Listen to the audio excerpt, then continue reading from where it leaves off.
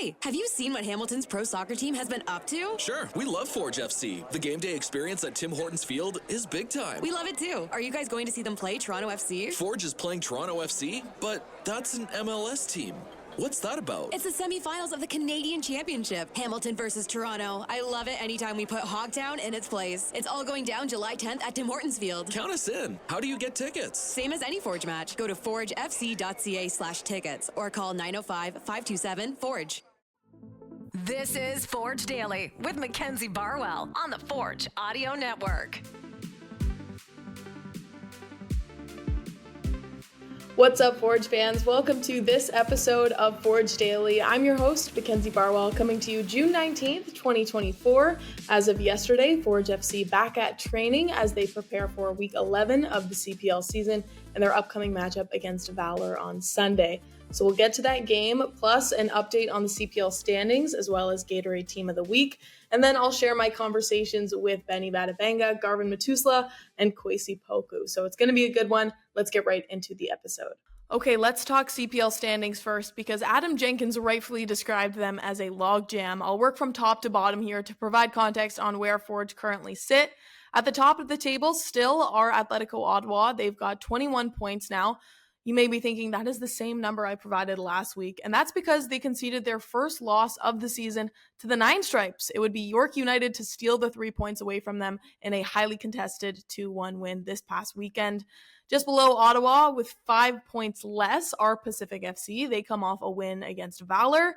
And then with 15 points in third place, we've got Vancouver FC. In their past 5 matches, they've won 2, drawn 2, and conceded a loss. Mind you, all 3 teams on the podium right now currently have 10 matches played in comparison to Forge FC's 9. Tied for 4th now are York and Forge FC, and then following in behind in order are Cavalry, Valour, and then Halifax. However, I don't think it's fair to group Cavalry in with that bottom 3 because they do have nearly twice as many points as Valour and are just a win away or 3 points from second place in the standings. So as Adam alluded to earlier, it's too early to count out any team in this league right now.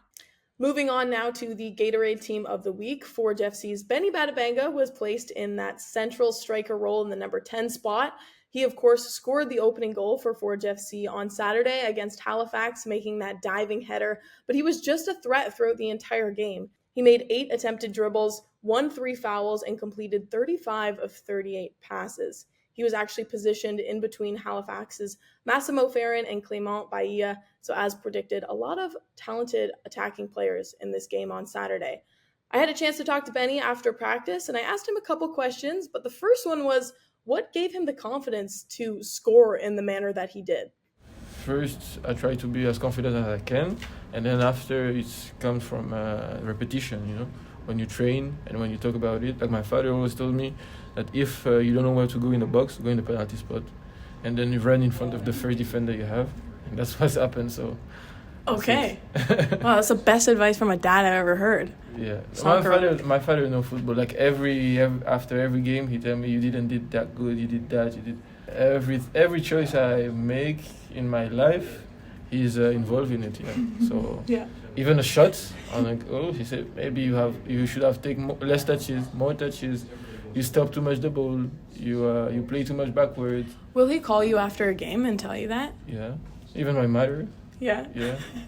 My parents are like this. Okay. As you know, you were recognized for the CPL Team of the Week, and one of the stats I noticed was 35 passes completed of 38, which is very impressive. But how do you maintain that kind of composure and accuracy throughout the game? Statistics, sometimes they show good things, but you have to see the ball I played forward, the ball I played backward. Like backwards, it's easy to keep the ball when you play backward, but after forwards, it's I give it to my teammates because the way they move, the way open they are, the way the more chance I have to get them. So after it's a matter of me doing the good execution. That's it. But if they don't move, I will not have those kind of stats. So they make themselves available for me to play them. So. The teammates have to be there to receive the passes, you're saying. Yeah. Well, you've been with this team for quite a while now. Obviously, last year coming in about midway through the season, but you've become a core part of Forge. So how do you feel you as an individual player have developed over that time?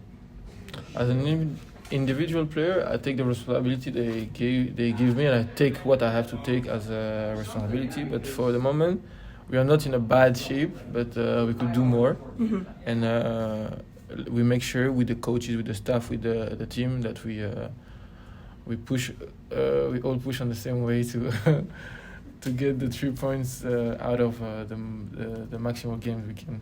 The first thing I thought of when you backflipped was the conversation that we had last year.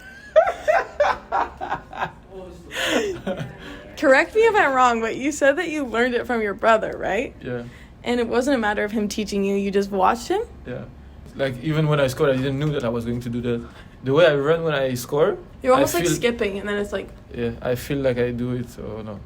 It's a reactionary thing. Milty and I were thinking that we could try it. Do you think you could spot Milty?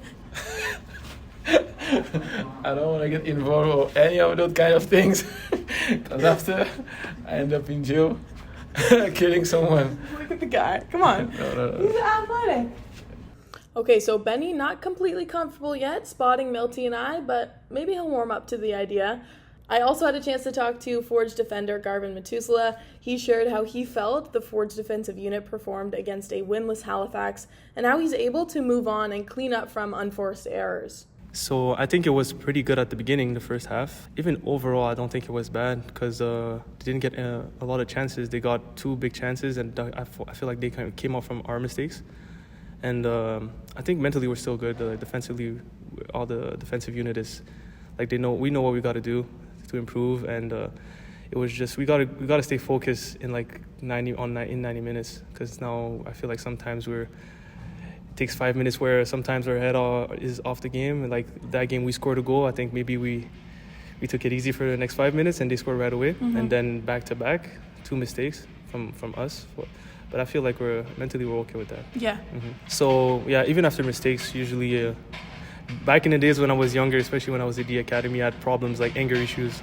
So when I made mistakes, I used to just focus on the mistakes. But I guess when I started growing, and I guess it comes from experience as well, you just forget it and you pass to the next one. You focus on the next one, and I trust my teammates. So even after that mistake, I'm usually not a guy that stresses. So even after that mistake, I'm still confident in my game, and I trust my keeper, my teammates to save my ass, and they did. Lajas made a big save on this one. So after that, I'm not even thinking about it. Yeah. All right, now moving on to my conversation with Kwasi Poku. I asked him to walk us through that stoppage time goal, plus whether or not the team felt satisfied with only a draw against Halifax, especially given the control that they were in. Play-by-play, Noah gave a great ball to Nana, and Nana beat his man, and I saw an opportunity. I thought he was going to give it to Borges, but the ball rolled in front of Borges, and I just took my chance. I think at Forge we're never satisfied with a draw. Obviously we're up and we let them back into the match, and that's obviously something we need to work on, and that's something we obviously didn't want them to do. But we could have lost, so we'll take a point from that. I wrapped up these interviews in the same way. Both Garv and Kwasi shared their thoughts on how the torrential downpours at the Wanderers ground impacted their play, as well as what they liked from Forge in this 2-2 Halifax draw that they want to see translated into their upcoming game against Valour. No, so yeah, even it was a surprise for us too, because we expected the ball to move faster than before, but it still moved slow. I think the grass was still long, so I guess that's why. And especially some players didn't have studs like myself, because we don't play a lot on grass. So a couple of times you see you slip and stuff like that. But I guess it was a surprise for us, because we didn't expect that. Especially I feel like the ball was moving slower than the day before in training, when we got training and the field was dry. Oh. So that was really weird. Yeah, it was a bit tough to play, and I think it increased the tempo. You had to be much more sharper. But yeah, a bit windy, a bit rainy, and that makes it a lot more tougher. Yeah, I'd say offensively we're still creating a lot of chances, and I feel like as a defensive unit, even if we conceded 2, except for those 2 goals, they didn't get like clear chances. I feel like we were pretty comfortable as a defender. I felt comfortable that game, so I'd say we're on the right path. Offensively, we just gotta, I'd say, keep scoring, and defensively not trying to concede.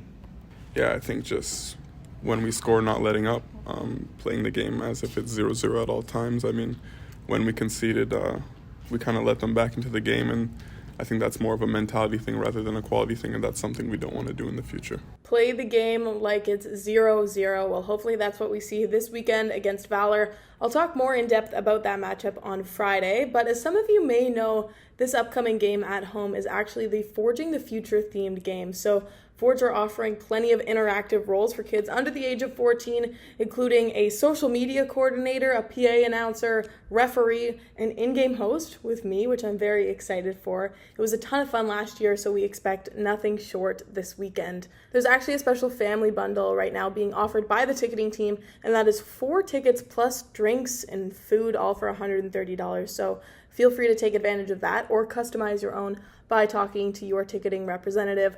I hope to see you all there, but in the meantime, thank you so much for listening today, and expect another episode on the audio network tomorrow.